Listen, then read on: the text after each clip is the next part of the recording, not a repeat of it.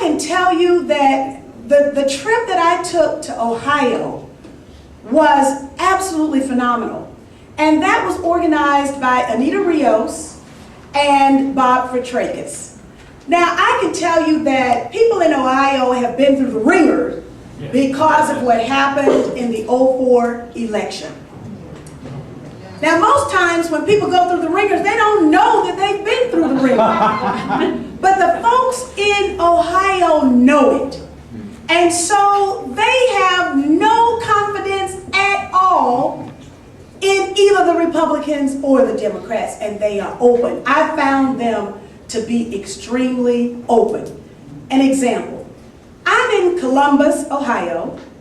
I'm on a black radio station from 8 o'clock to 10 o'clock in the morning. The callers were excited about learning about the Green Party, being able to interact with the Green Party nominee.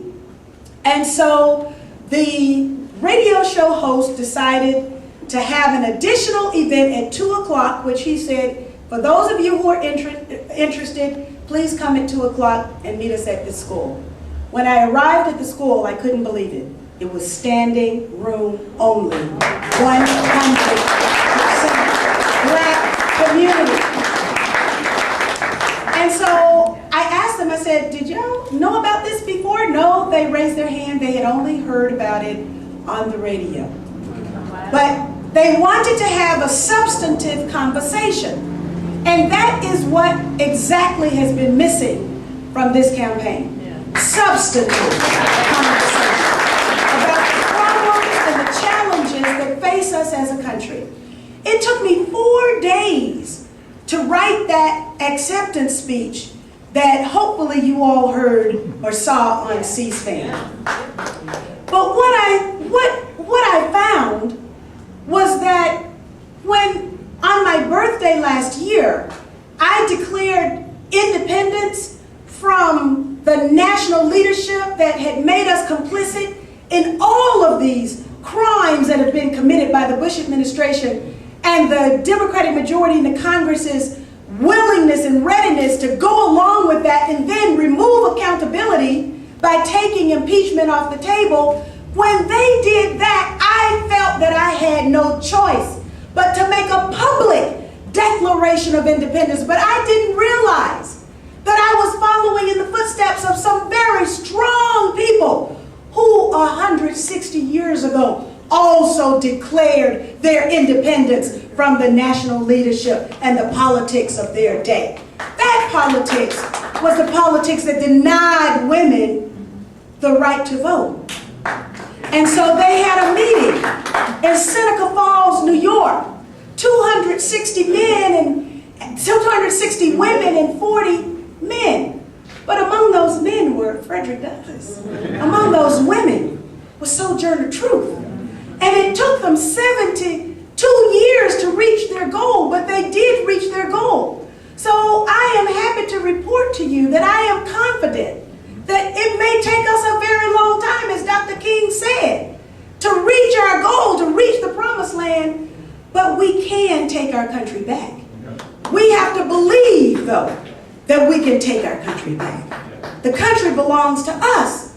And so just as we have seen this march of powerful people expressing themselves at the ballot box, and now most recently in Paraguay, where we have a former Catholic priest is now the leader of a country, and he has vowed to take Paraguay back from the death squads and the goon squads and all of the forces that were armed and fueled by outside interests to steal whatever it was in that strategic part of the world that the outside forces wanted.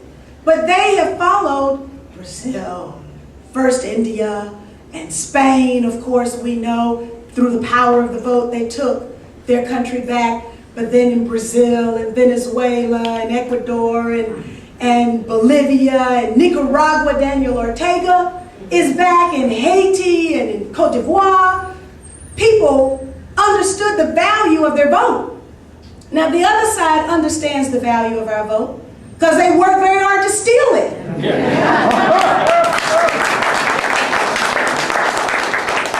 They understand also the value of representation. What I would say to my former constituents in the state of Georgia is that there's a difference between voting for a representative and having representation. Dr. King said that we fight so that the Negro in Mississippi has the right to vote, but so also that the Negro in New York has a reason for which to vote, and that reason is representation. Many people have labored under the illusion that they had representation because their representative looked like them, but they didn't have representation at all. And what we hope to show a whole lot of people is that representation comes through values. And the value of our vote, when it expresses our values, is powerful enough to take our country back. It's powerful enough to make revolution in other parts of the world, and it's powerful enough to make revolution right here in this country. We shouldn't be afraid of the word revolution. We shouldn't be afraid of the word radical. We shouldn't be afraid of the word militant. I'm radical for justice. In fact, my closing remark would be this. The Sunday, I didn't publicize it because I didn't want it to turn into a zoo. But the Sunday after the Green Party convention, I went to the faith community of St. Sabina, which is the church of Father Michael Flager. And there, I received a message from Father Flager that I know was tailor-made for me, but I know everybody in the congregation also thought it was tailor-made for them. But he said that it is only when people are radical that they get what they deserve.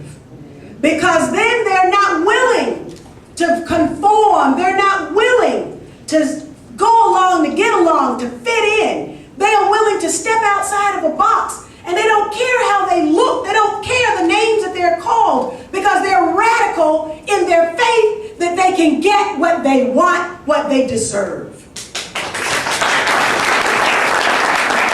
And he said that everybody in that church needed to be radical because that church is on the south side of Chicago and they never get what they deserve.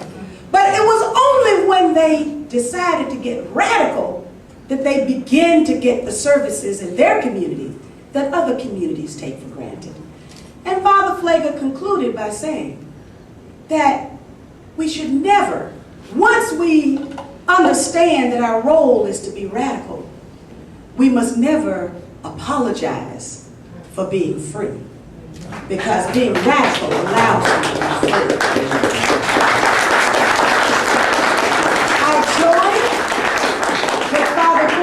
And that faith community at St. Sabina, because I too have seen too many poor people sleeping on our streets.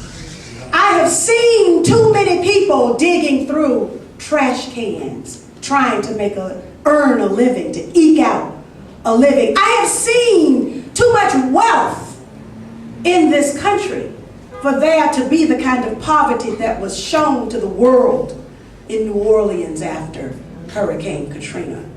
There is too much injustice, and I'm impatient. I'm hungry for justice, and I don't mind being radical. And thank you, Green Party, for allowing me to be radical and free.